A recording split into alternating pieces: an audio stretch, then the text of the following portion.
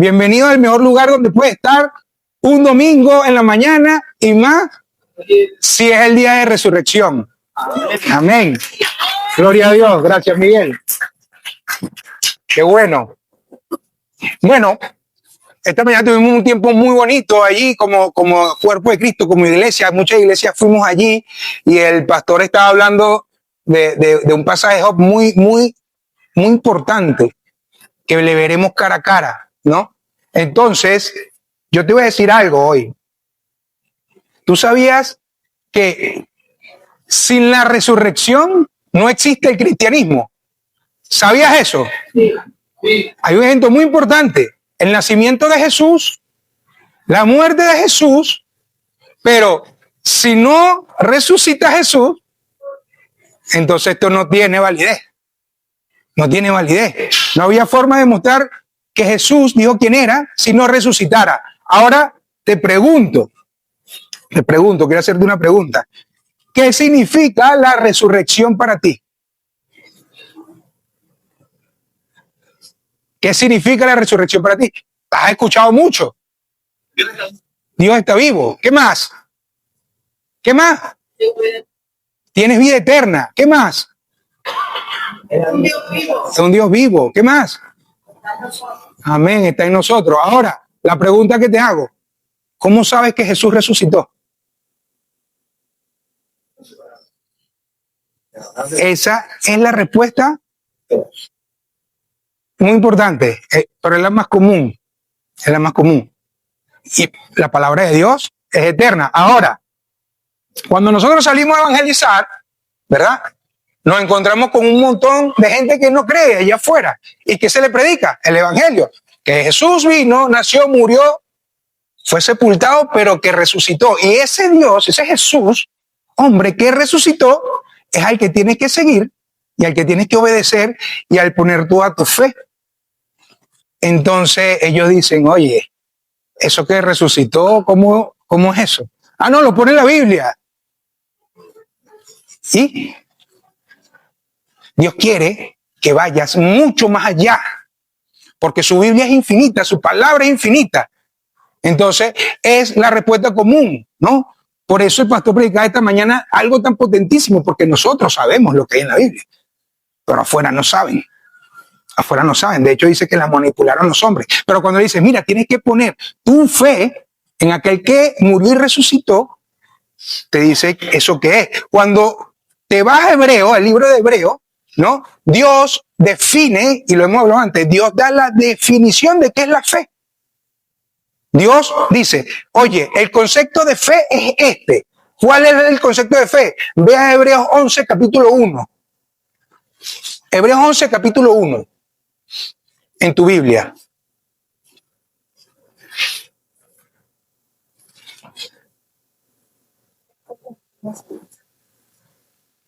La certeza de lo que se espera y la convicción de lo que no se ve.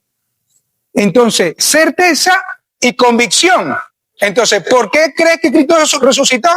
Porque lo pone su palabra. Tienes la certeza de que resucitó. ¿Sabes qué significa certeza en el original griego que fue escrito? La palabra certeza, y lo hemos hablado antes. Evidencia. Ahora, tienes la evidencia de que Cristo resucitó. Cuando yo oraba al Señor, Dios, que predico de tu resurrección.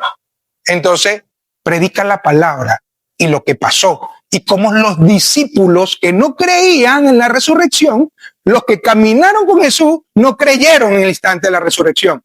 Predica cómo creyeron, cómo tuvieron la certeza a través de la evidencia. Evidencia. Porque si no hay certeza, no hay convicción. Si no tienes la evidencia, no puedes tener una fe fideísta. Creo. Después, no, yo también creo. No, Dios no quiere que tenga una fe así. Dios habla de certeza, de evidencia y de convicción. Entonces, ¿cuál es la respuesta de muchos allá afuera? No creo. No creo. Porque lo diga la Biblia, porque lo diga tu palabra, no creo. Aprende a defender tu fe. Lo dice 1 de Pedro 3:15. Y eso está bien, que digan que no crean. Porque precisamente esa es la ilustración de un hombre, el mejor detective forense, se llama Warner Wallace. ateo, profundamente, ateo. Pero era el mejor detective forense, era el que se encargaba de resolver todos los casos que tenían años engavetados, los más fríos, donde no había una escena del crimen fresca, donde los testigos oculares ya ni existían. Él se encargaba, ese era su trabajo, donde no había nada sino puro papel escrito de lo que recogieron y no pudieron resolver el caso. Este hombre lo resolvía. Entonces, alguien le habló de Jesús. Este hombre estaba entrenado forensemente, ciencia forense, un gran científico forense, entrenado para sacar las evidencias de todo. Entonces, él decía, algo que no tenga evidencia tangible, yo no lo puedo creer. ¿Y sabe qué hizo? Cuando le hablaron de Jesús, no te creo, pero te voy a desmontar el cristianismo, dice. Entonces, empezó a investigar y sacó el caso del cristianismo y abrió el caso. Y lo primero que hace es ir a los documentos, al Nuevo Testamento, y ve 4 personas que narran de Jesús, Mateo, Marcos, Lucas y Juan. Y va a los evangelios y dice, oye, esto es evidencia legal que acepta una corte de ley, porque es legalmente histórica correcta, dice. No hay errores en ello. Entonces, ¿qué hace? Los acepta como testigos oculares, lo que dice allí. Ok, después va Pablo, lo leímos antes, 1 Corintios, capítulo 15, versículo 6, que se escribió apenas 15, 20 años después que Jesucristo resucitó y ascendió. Y Pablo está diciendo que Jesús no solo le apareció a los 12, sino que le apareció a más de 500. Y se lo está explicando a toda una iglesia. Oye, Jesús resucitó. Pero, espera, no me creas. Se le apareció a los 12 y después a 500. Ve ahora y pregúntale. Ve ahora y pregúntale que todavía viven los que le vieron. Tenían evidencia. Y él se pregunta, ahora, ¿cuántos testigos necesita un caso? Dice, para que se pueda dar un veredicto. Y él mismo se responde, entre 3 y 4 testigos que coordinen, ¿no? en su testimonio. Aquí había más de 500, ponle el cuño, caso cerrado. Más de 500 testigos oculares. Contando, y contaban hombres nada más, por eso digo más de 500, podían ser por lo menos 4.000 personas. Entonces, 4 personas narran los evangelios y narran todo lo que Jesús vivió, creció y todo su ministerio, y narran la resurrección desde 4 puntos diferentes y nada se contradice. Y lo hacen desde sus perspectivas y no contradice. Él dice, oye, cuando un testigo miente de lo que vio, es porque siempre va a ganar algo. O gana dinero, o gana prestigio, o gana una posición, o simplemente gana que lo protejan. ¿Qué ganaron los discípulos? Nada, persecución. Murieron, unos murieron aserrados. ¿Sabes qué es aserrado? Los cortaban en parte con un serrucho. Así murieron. ¿Te acuerdas de Tomás? Si no veo, no creo. Evidencia necesitaba. ¿Ves cómo no creían? ¿Sabes cómo murió el que le dieron la evidencia? Acribillados a lanza en la India por predicar el mensaje. Por predicar el mensaje. Entonces, si la resurrección hubiese sido un invento de ellos, aunque sea uno, se hubiese retractado a punto de morir. De las tantas cientos de personas que le vieron. Y si uno se hubiese retractado antes de morir, se cae la resurrección. Porque ya no vale como evidencia. Pero estaban allí muertos de miedo. Muertos de miedo. Los 11 discípulos fueron a esconderse en un lugar alto que se llama aposento alto, muertos de miedo, no sabían qué hacer. Se murió el maestro, se murió el que decía el Mesías, se murió. ¿Y ahora qué hacemos? Están muertos de pánico, tanto que Pedro, el que dijo, voy a morir contigo, de miedo lo negó 3 veces. Esos cobardes ahí, después de la crucifixión. Pero, ¿qué pasó? ¿Cómo cambia de estar muerto de miedo a llenar el mundo entero con el mensaje del evangelio? ¿Por qué? Porque vieron a Jesús resucitado. ¿Quién muere por una mentira? ¿Quién muere por una mentira? Mira, este es el dato forense que ningún escéptico ha podido rebatir en más de 2000 años. Los testigos oculares que estaban muertos de miedo y después conquistaron, dice la Biblia, que trastornaron el mundo con el evangelio, al punto de que murieron por ello. Entonces, la resurrección de Jesús es una realidad. Sin resurrección no existe el cristianismo. No existiera, fuera nulo. No habría forma de comprobar que Jesús dijo quién era ser si no hubiese resucitado. Entonces, no solo lo creemos por fe. Sin fe es imposible agradar a Dios. No solo lo creemos por fe, sino que la ciencia forense respalda cada punto de la resurrección, cada punto de lo que la Biblia ya dice. Pero esto es plan de Dios, no es plan de la ciencia, es plan de Dios. Mira, es innegable forensemente que Jesús nació. Innegable históricamente. Es innegable forensemente que hizo todo lo que hizo y sus milagros. Nadie puede rebatir eso, nadie. No hay ciencia que lo pueda rebatir. Es innegable forensemente que fue a una cruz y murió en una cruz. Es innegable forensemente que fue enterrado en la tumba de un tal José de Arimatea. Una tumba prestada, como estaba escrito cientos de años antes. Es innegable e irrefutable que al tercer día la tumba estaba vacía. No hay manera de rebatir eso. No hay manera. La ciencia no se lo explica. Inventan cosas, pero científicamente, forensemente, no hay manera. Y después es innegable, como Lucas señala en el libro de los Hechos, y apúntate, los Hechos 1, capítulo 1, versículo 3, es innegable que estuvo caminando 40 días en esta tierra Jesucristo resucitado. Y dice Hechos 1, capítulo 3, que dejó pruebas indubitables. La palabra indubitable tiene una potencia tremenda de parte de Dios. Pruebas que nadie va a poder tumbar de que Él estuvo aquí entre nosotros ya resucitado.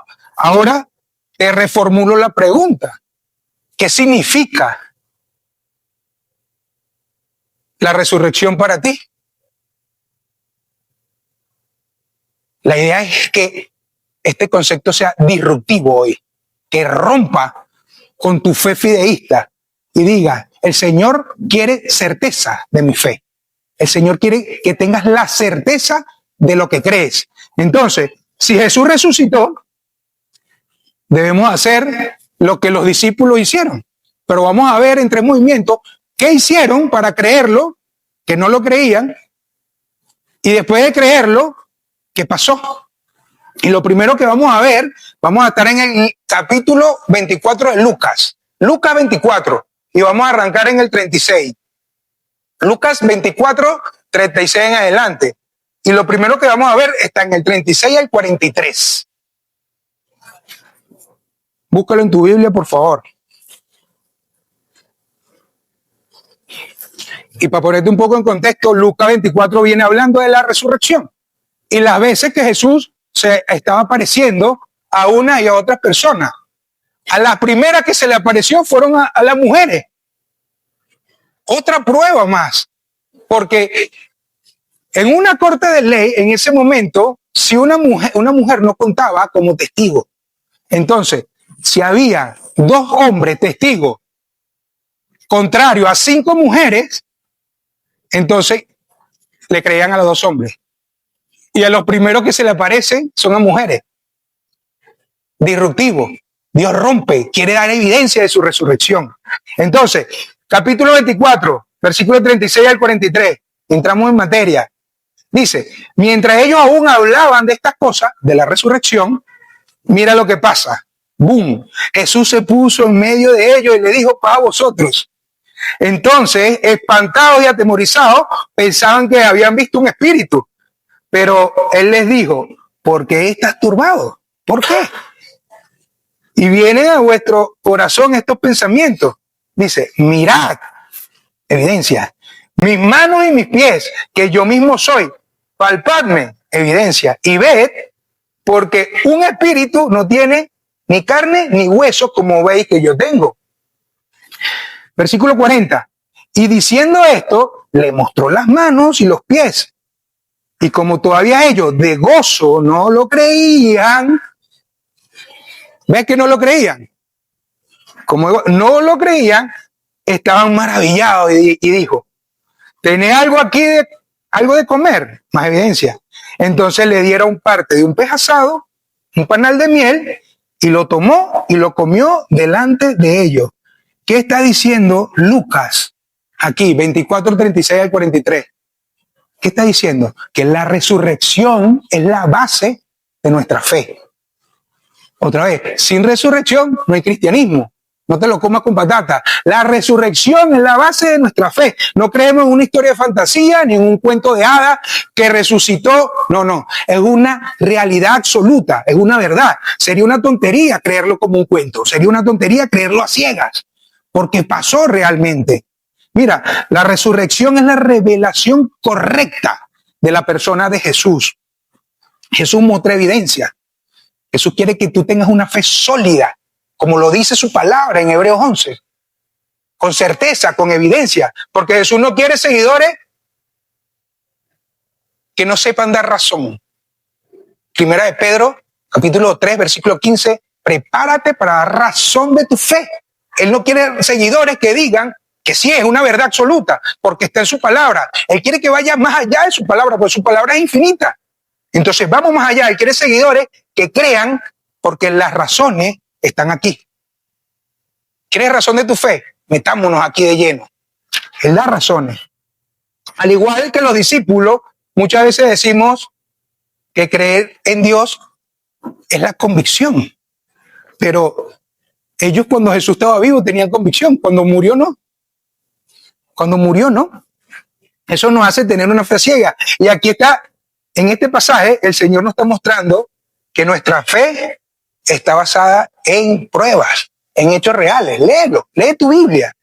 Tantas cosas vienen pasando aquí en Lucas 24, las apariciones, por lo menos a las mujeres, después a Cefás, a Pedro, a los de camino de Maús. Dice que cuando se dieron cuenta, ardía su corazón. La resurrección tiene que hacer que arda tu corazón, que arda tu corazón. Pero aún no se lo creían. ¿Qué dicen? No se lo creían.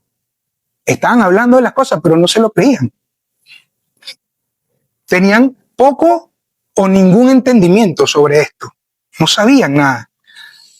Y Jesús le pregunta, ¿he resucitado? ¿Sabes qué significa la resurrección para ti? ¿Lo tienes claro?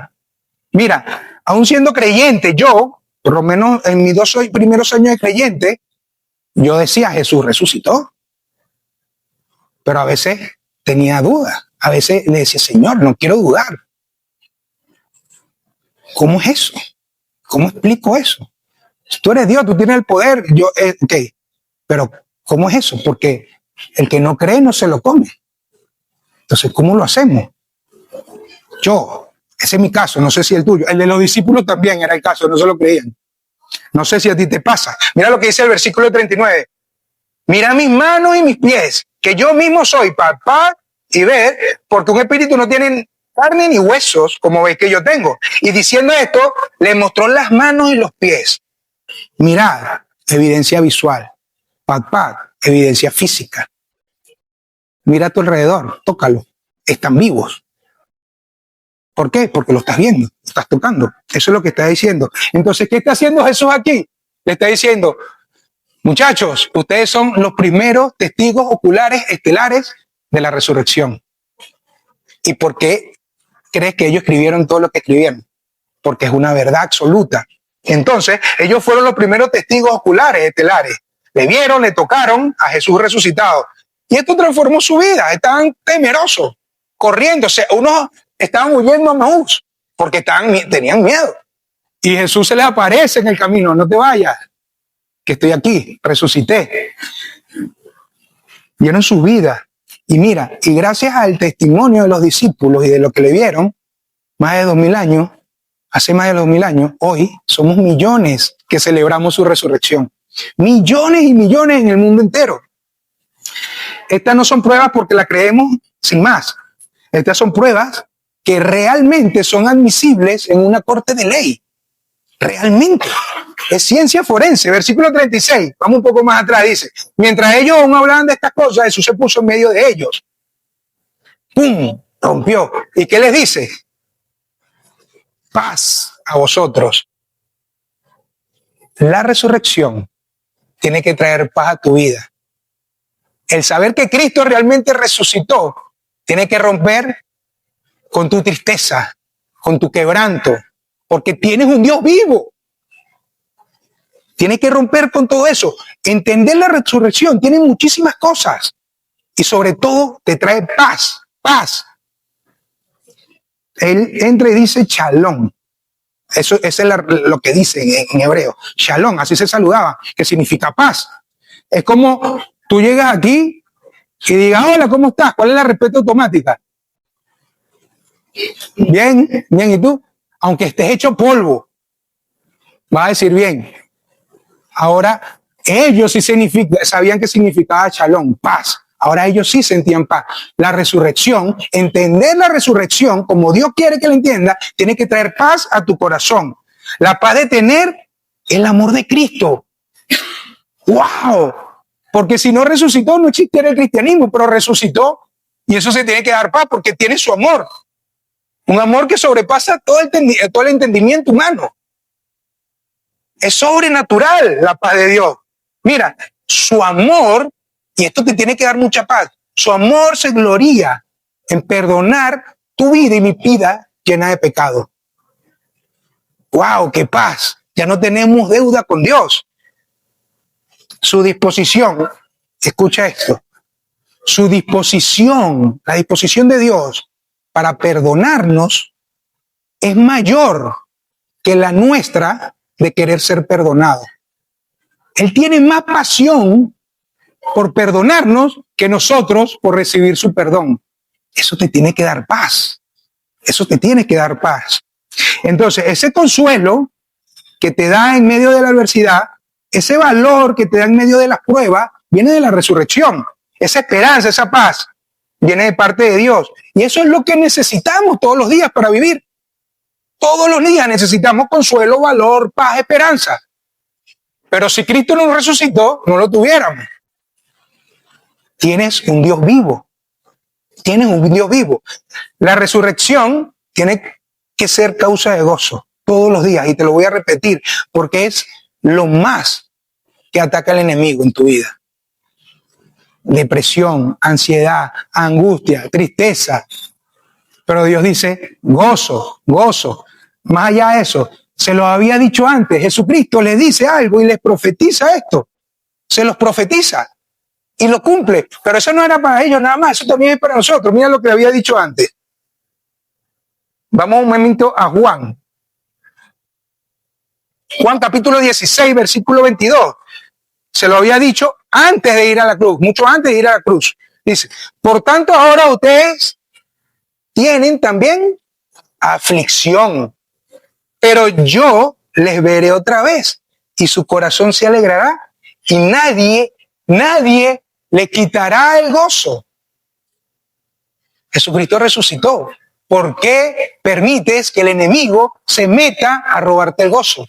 Si tienes un Dios vivo, no dejes hacer al enemigo lo que él quiera, porque tú tienes el poder a través del Espíritu Santo de que no te quite el gozo, porque ya el Señor te lo dio.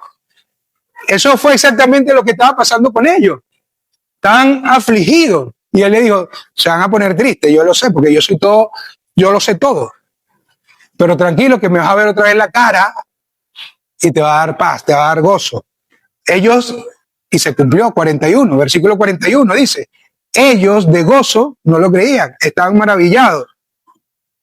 También nosotros tendremos ese gozo, porque él prometió que le vamos a ver cara a cara. Por eso dice que el que cree en mí, aunque esté muerto, vivirá. Porque él resucitó, nosotros también. Y le vamos a ver cara a cara. Y esto me hace acordar de mi abuela. Mi abuela murió hace un año.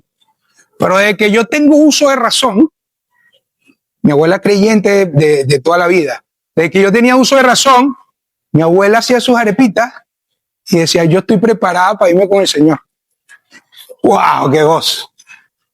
Porque yo lo voy a ver cara a cara. Ese es el anhelo que tienes que tener. Por eso Pablo decía, viviré en Cristo y el morir es ganancia, porque vas a tener a Jesús cara a cara. ¡Wow! Por eso la urgencia de predicar el mensaje del Evangelio. Porque si no se van para el cielo, ¿para dónde se van? Al infierno. Entonces, ¿cómo aplicas que la resurrección es la base de nuestra fe? ¿Cómo lo aplicamos a nuestra vida? ¿Cuál es la aplicación que te está dando Lucas aquí? Te dice primero, no tienes que apagar tu cerebro. No tienes que, no digas, te comieron el coco. No apagues tu cerebro para seguir a Jesús. Es tan real, es tan científico, es tan inteligente creer en Jesús. No apagues tu cerebro. La resurrección es la base sólida de tu fe. Entonces, vive tu vida llena de gozo. Vive tu vida llena de gozo. Es la base de tu fe, la resurrección. Porque Él resucitó con poder. Y Él es la garantía de que va a cumplir todas esas promesas que te ha dado. Todas esas promesas que te ha dado. Él las sella con la resurrección y con su Espíritu Santo. Vive con gozo, porque tienes un Dios vivo. Eso es lo primero. Lo segundo que vamos a ver es del 44 al 46. Dice, y les dijo, estas son las palabras que os hablé, estando aún con vosotros, que era necesario que se cumpliese todo lo que está escrito aquí, en la ley de Moisés, en los profetas y en los salmos. Entonces les abrió el entendimiento para que se cumpliesen las escrituras. Y les dijo, así está escrito y así fue necesario que el Cristo padeciese y resucitase de los muertos al tercer día. No solo la resurrección es la base de nuestra fe. Eso es lo primero. Lo segundo es que la resurrección es la revelación correcta de la persona de Jesús. Otra vez, si Jesús no resucitó, no había forma de probar, de decir, de saber y decir que Él fue quien dijo ser. Entonces, cuando habla que la resurrección es la revelación, cuando escuches la palabra revelación, está en la Escritura. Toda la Escritura es la revelación.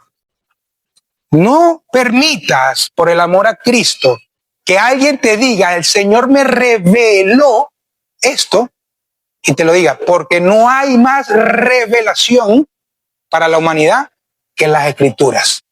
No hay más revelación. Dios se quiere revelar a tu vida a través de su palabra. Lo hemos visto en el Salmo 19, lo predicó Paco hace unos meses. Entonces, es decir que toda la Biblia apunta a la muerte y resurrección de Jesús. El Antiguo Testamento señala la cruz. El Nuevo Testamento señala la cruz. Todo señala a la resurrección de Jesús. Entonces, el Señor está exponiendo todos los escritos hasta ese momento. Todo lo que está escrito hasta ese momento era el Antiguo Testamento. Y se dividía en ley de Moisés, en los profetas y en los salmos. Es lo que nosotros conocemos como Antiguo Testamento. Estoy diciendo, todas las escrituras hablan de mí. Todas las escrituras hablan de mí. Por eso que la resurrección es la revelación correcta de Jesús. Este es el plan de Dios desde siempre y para siempre. Este plan estaba perfectamente calculado y perfectamente lo ejecutó el Señor. Se cumplió aquí entre la especie humana. Jesús nos recuerda que en su palabra estaba escrita todo su ministerio, cómo iba a padecer, cómo iba a sufrir, cómo iba a morir, pero que iba a resucitar. Estaba todo escrito allí. Versículo 45 dice, entonces, ¿qué hizo el Señor? Les abrió el entendimiento. ¿Para qué? Para que entendieran las escrituras, la revelación. No te está diciendo, voy a mandarte un profeta para que te revele. No, te está diciendo, oye, vete a la escritura porque yo te voy a dar el entendimiento a través del Espíritu Santo. Jesús, por medio del Espíritu Santo, actúa directamente en tu mente y en tu corazón. Directamente en el corazón de los hombres. Tiene acceso ilimitado. Conoces más que tú y que yo nuestros pensamientos. Y quiere iluminar. El Señor te ilumina para que puedas entender su palabra a través del Espíritu Santo. Dios se ha revelado a la humanidad de una forma especial y lo vuelvo a señalar a través de las Escrituras. Moisés, los profetas y los salmos. Entonces, ¿Tú quieres revelación de Dios? Este cacharro. ¿Quieres revelación de Dios? Vamos a ver lo que dice Hebreos capítulo 1, versículo 1. Dice, Dios habiendo hablado muchas veces, de muchas maneras, en otros tiempos a los padres, está hablando del pasado, está hablando antes del pasado, a nuestros padres, por los profetas. ¿Por qué nos habló antes? Por los profetas que escribieron, ¿verdad? Ahora ¿qué dice? En estos postreros días, en los días nuestros, ahora, nos habla a través del Hijo, de Jesús. Por eso dice que en Él está contenida la Escritura. Ahora nos habla a través de Jesús. ¿Quiere palabra de Dios? ¿Quiere que te hable Dios? ¿Quiere profecía? Lee la palabra. Pedro dice que no hay profecía más segura que esta. No hay profecía más segura que esta. Lee la palabra. Escucha a Dios a través de su palabra, a través de la oración. Versículo 46 de Lucas 24 dice, y le dijo así, está escrito, y así fue necesario que Cristo padeciese y resucitara entre los muertos al tercer día. Entonces, su padecimiento y su resurrección son la base vital del evangelio. Y era necesario, ¿para quién? ¿Para quién? Se lo está diciendo a los discípulos, pero también era necesario para nosotros. Porque de la resurrección, de la cruz y de la resurrección, brota toda la salvación del hombre. Brota todo el amor de Dios para salvación de los pecadores, para la salvación de todo aquel que decida poner su fe en Jesús, el autor y consumador de la fe. No sé si tú has escuchado a un hombre que se llama John Newton, no Isaac Newton el físico, no. John Newton, 1700 por ahí. Era un hombre que tenía flotas de barco y ¿qué hacía? Traficaba esclavos.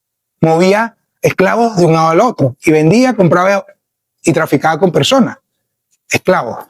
Un día se encontró una Biblia en uno de sus barcos y le llama la atención y empieza a leer la Biblia y empieza a leer la Biblia y sigue leyendo y pasa el tiempo hasta que un día no le quedó otra de caer de rodillas, llorando, aceptando a Jesús, porque vio a su Salvador a través de todas las Escrituras. Se convirtió en un activista contra la esclavitud. Fue pastor de una iglesia y después de tanto tiempo, hoy todavía se encanta una canción que él escribió, Amazing Grace, Gracia Sublime. Una canción extraordinaria que se encanta en todas las iglesias del mundo. ¿Ves lo que hace Jesús cuando leemos su palabra? ¿Por qué? Porque la resurrección es la revelación correcta de Jesús y la revelación es la palabra de Dios.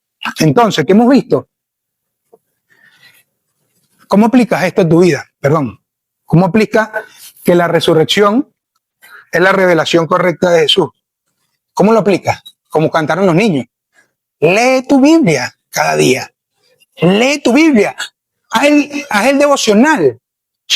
Es un devocional hecho especialmente para ustedes, para esta iglesia, para la congregación esta. No es para otra, sirve para todo el mundo, pero es especialmente para ustedes. Es algo que está diseñado para esta congregación, para quienes somos nosotros. Tiene un hilo conductor. Es el modelo perfecto. No me he inventado yo el modelo. Es el modelo que usa Rick Warren, es el modelo que usa muchas iglesias. Lee la Biblia, lee tu palabra, lee su palabra. Y aplícala.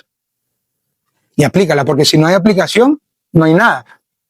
Entonces, hemos visto que la resurrección es la base de nuestra fe. Y la revelación, su palabra, está Jesús en cada palabra, en toda la Biblia. Y lo tercero y último que vamos a ver, versículo 47 al 49, dice, y sigue hablando, que resucitase, termina el 46. Y después dice, y que se predicase en su nombre el arrepentimiento y el perdón de los pecados en todas las naciones, comenzando desde Jerusalén, y vosotros sois testigos ¿de qué? De estas cosas, de la resurrección, los primeros testigos oculares, por lo cual nosotros sabemos que Jesucristo resucitó. Y aquí yo les enviaré la promesa de mi Padre sobre vosotros, pero quedaos vosotros en la ciudad de Jerusalén hasta que se haya investido de poder desde lo alto. Si entiendes que la resurrección es la base de su fe, de tu fe, si sabes que la resurrección revela a Jesús y la palabra de Dios, entonces la consecuencia está aquí. La revelación te tiene que llevar a predicar el mensaje del evangelio, a proclamar el evangelio. Porque si Cristo resucitó, lo entiendes, la respuesta automática es lo que hicieron los discípulos. Proclama el mensaje, proclama el mensaje, lleva el mensaje del evangelio. Todo el mundo necesita escuchar el mensaje, todo el mundo nace muerto en sus delitos y pecados. Eres tú, dice el Señor, eres tú el responsable, la iglesia, pero personalmente también, de proclamar el mensaje del evangelio. Deben saber que Jesús es Dios, la gente allá afuera, que se hizo hombre, como cantábamos, que fue una cruz y murió y resucitó. Y ahora tienes base y evidencias cómo explicárselo. Porque si no, va a pasar como le pasó a Gaby la primera vez que fue a evangelizar. Se sentó con unos chicos que estudiaban ciencia y le dieron una paliza. Yo pido a Dios que ojalá se vuelva a conseguir esas dos personas con Gaby ahora. No, le va a dar una paliza, pero no por la paliza, sino para que se los gane para Cristo. De verdad. Entonces, si Jesús resucitó, proclama el evangelio.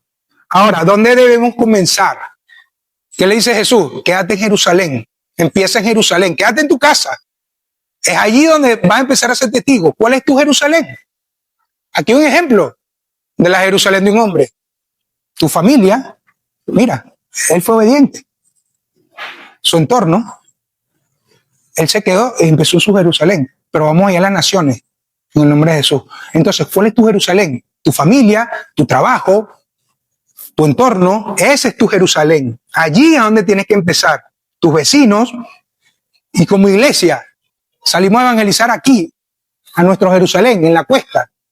Tenemos que posicionarnos como autoridad espiritual en este local, en esta localidad. Este es nuestro Jerusalén, en la cuesta. Por eso vamos a la plaza a evangelizar. Por eso salimos a meter buzones en las casas. Porque Dios no lo manda, pero Dios también te lo manda a ti personalmente. Ahora,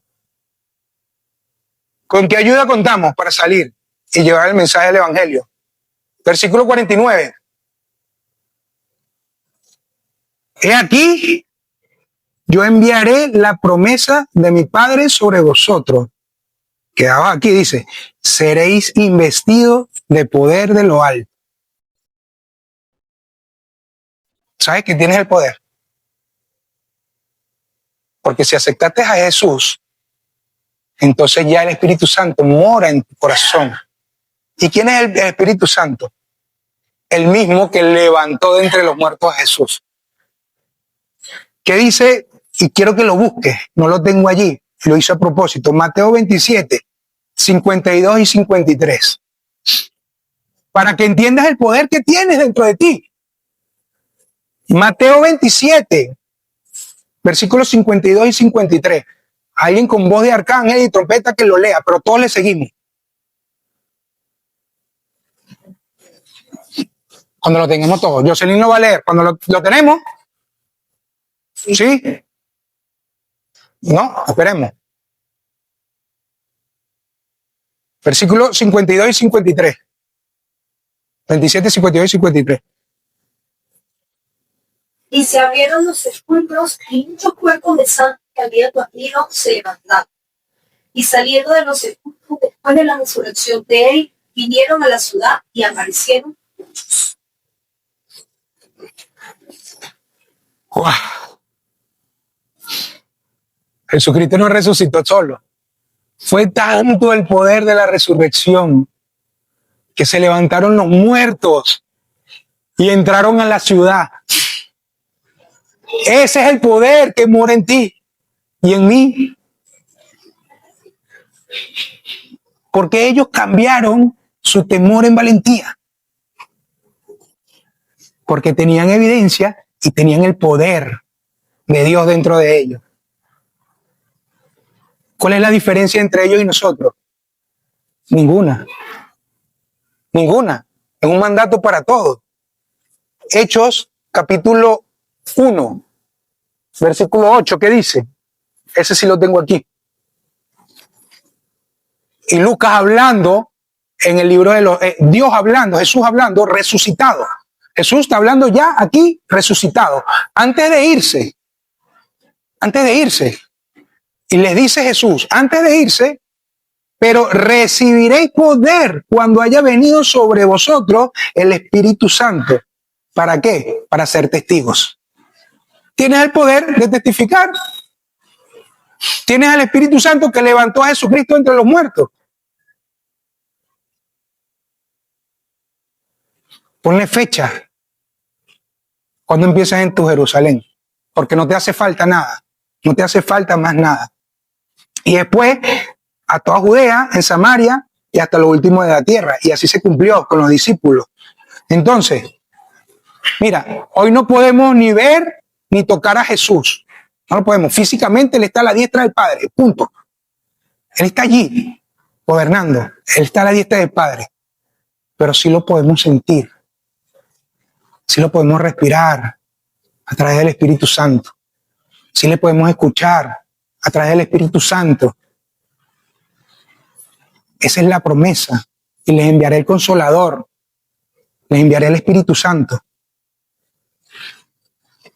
La evidencia de la resurrección es innegable, como es innegable que Dios vive en ti a través del Espíritu Santo. Entonces, si entendiste que la resurrección es la base de tu fe, si entendiste que la resurrección es la revelación de Cristo que está en su palabra, entonces te toca proclamar el Evangelio. Porque ellos no lo entendían. Lo entendieron y conquistaron el mundo con el Evangelio. Dios quiere que hagas lo mismo. ¿Cómo aplicamos esto a nuestra vida? Fácil.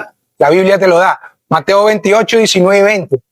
La aplicación hoy es, por tanto, ve, mientras vas caminando, mientras vas a tu trabajo, mientras vas a tu casa, dice, y haz discípulos de todas las naciones, bautizándolos en el nombre del Padre, del Hijo y del Espíritu Santo.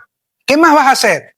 Enséñales a que guarden todas las cosas que ya Dios te está enseñando y que te ha enseñado. ¿Y con quién cuenta? Con Él mismo. Y aquí que estoy con vosotros todos los días hasta el fin del mundo. Eso es lo que tienes que hacer. Debemos ser primeramente discípulos que hacen discípulos.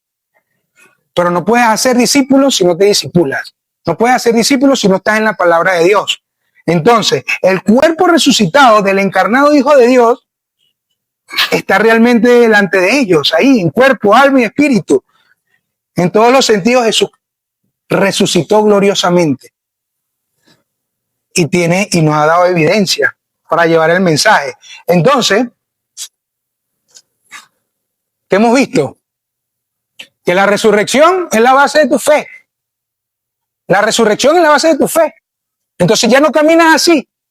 Ahora sí puedes caminar así porque tienes las evidencias y nadie te va a machacar. Dios quiere que tenga la evidencia, la certeza.